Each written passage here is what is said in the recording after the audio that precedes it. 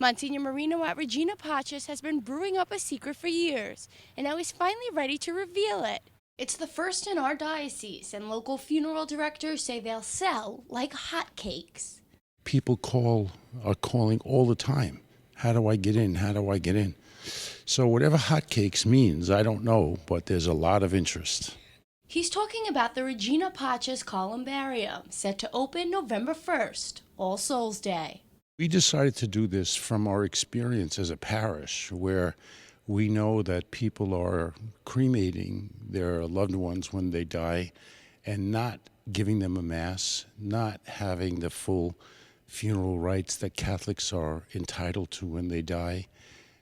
I saw rooms filled with boxes of ashes that people never picked up from the funeral homes. And then we know that people feel very guilty after that they have these ashes in their living room or in their garage, and they're afraid that when they die, what happens to their mother's remains? And we thought there should be a Catholic way to deal with that. And the Catholic way has always been and still is the columbarium. But older Catholics may argue cremation isn't the traditional way. The cremation is not a problem. It's what you do with the remains after that. Monsignor promises Regina Pacis will be a place of dignity and respect, but also tells me it's an economical choice. Sometimes the traditional Catholic burial costs $15,000 when all is said and done. And people don't want to pay all that or can't. Whereas cremation, in particular, the burial of the ashes here, will begin at $5,000. So it's a lot cheaper, and it's local, and it's in a church and all that. Plus, we will insist that in order to put your family's or your own remains in the columbarium, you must have a mass celebrated for the deceased.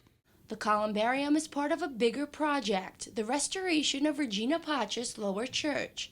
Decades ago, there were so many parishioners, the church held 2 masses at once. And my instructions were, I do not want a cemetery in a church. I want a church with a columbarium in it. And it gives me the opportunity to restore that church to what it was, or similar to what it was when this was built, and to put the columbarium in there. This way people will be able to have their remains, theirs or their loved ones, in a Catholic church. In May, Monsignor believes he will open the niches to those who may want them. But first, they want those that have already been cremated.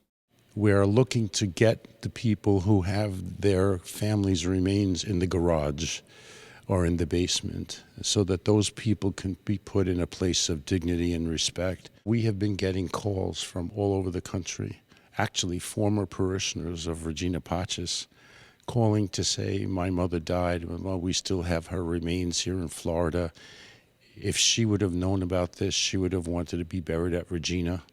If interested, Monsignor urges all to contact Regina Pacis so they can send you information and literature on the columbarium.